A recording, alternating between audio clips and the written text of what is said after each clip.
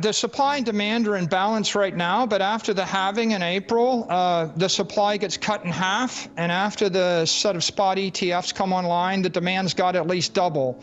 So the only thing that's going to adjust there is the price in order to get the market to clear. And so I think you watch the spot ETFs and you watch for the halving, and the next 12 months are pretty auspicious for the asset class.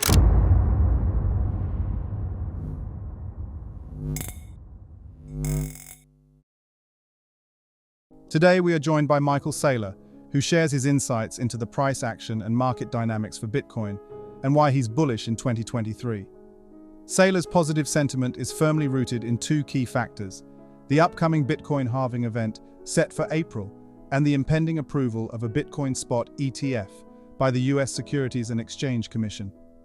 Currently, the SEC is actively reviewing multiple applications for this ETF.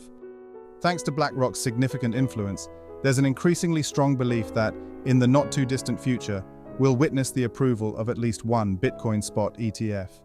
This would mark an historic milestone for the Bitcoin community, a moment many have been eagerly awaiting for well over a decade. The green light for such an ETF would carry profound implications for the world of cryptocurrency and would serve as the gateway to substantial institutional investments, drawing interest from sovereign wealth funds, major corporations, and even governments. Saylor envisions that this development will pave the way for large corporations to incorporate cryptocurrencies into their balance sheets. Let's get right into the latest interview with Michael Saylor and why Bitcoin is poised to revolutionize 2023 and the imminent transformations we can anticipate in the crypto market. Don't forget, our partners over at Jamie Tree Finance have launched a daily 5-minute crypto newsletter. It's a fantastic analysis of on-chain crypto data and breakdowns, and the best part, it's absolutely free.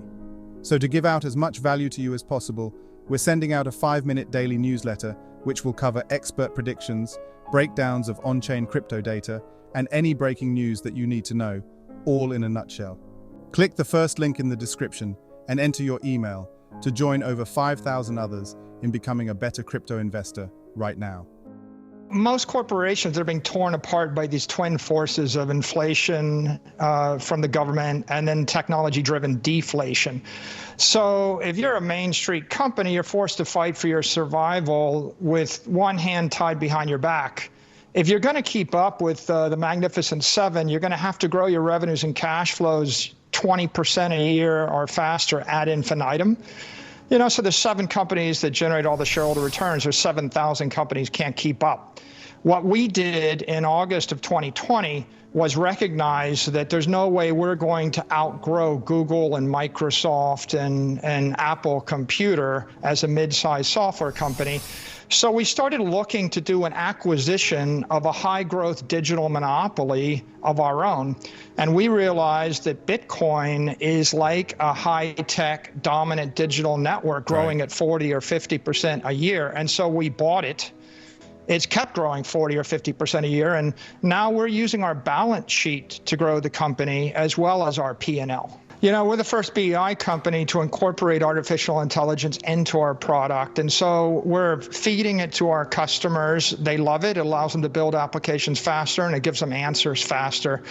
And AI is both making our product better, but it's also accelerating a conversion from on-premises to the cloud. So we see it as a great growth driver for the business. Yeah, what I'm saying is, decapitalizing the company by giving the capital back in a buyback or dividending it out and paying the tax on the dividend, or engaging in dilutive acquisitions or pursuing breakneck growth initiatives that may or may not work. All of these things are part of the conventional corporate finance playbook, but they don't work. 99% of the companies are failing using that. And they do it because if they just hold their capital in government securities, they generate 3% after tax, and the cost of capital is 12 to 15%. So Bitcoin is the solution because you can buy Bitcoin, ride a 20 to 40% tax-deferred appreciation. You can beat the cost of capital. And pretty soon you're firing on all cylinders because your balance sheet is generating investor returns as well as your P&L. Saylor asserts this journey is just beginning, comparing the initial years to the current widespread interest and investment, with a giant spotlight on Bitcoin ETFs. Saylor highlights this being a significant development in the financial ecosystem. He also suggests that BlackRock, under the guidance of Larry Fink, will lead the charge in obtaining regulatory approval for a Bitcoin ETF. This move, he contends, will underscore Bitcoin's enduring relevance as an asset and its potential as a hedge against currency devaluation.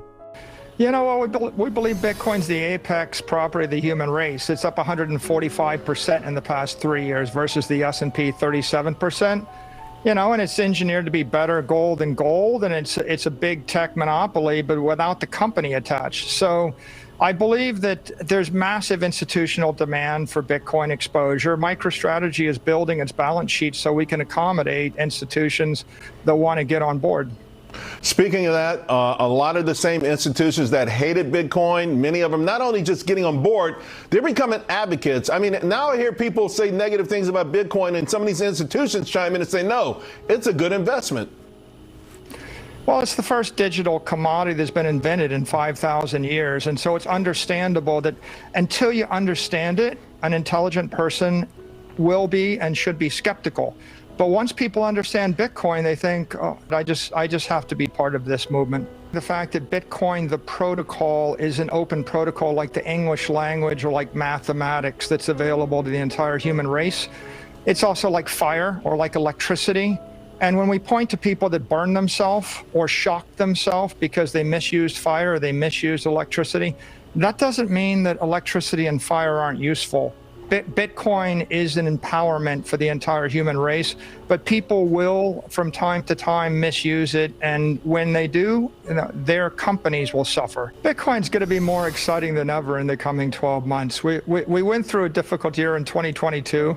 But the mojo's back in 2023, and 2024 is going to be fabulous. We partnered with Microsoft OpenAI to bring a new product called MicroStrategy AI to market in the third quarter. We're going to sell that to our existing customers. And generally what AI means is that all of our products work better, all of our customers are more efficient, and we should be able to run our operation more effectively. So it's just all around great for MicroStrategy, the enterprise. Saylor challenges the conventional macroeconomic metrics, asserting that these metrics are often manipulated to paint a specific narrative, like labor statistics and inflation figures, which are selectively measured to create desired effects rather than reflecting the true state of the economy.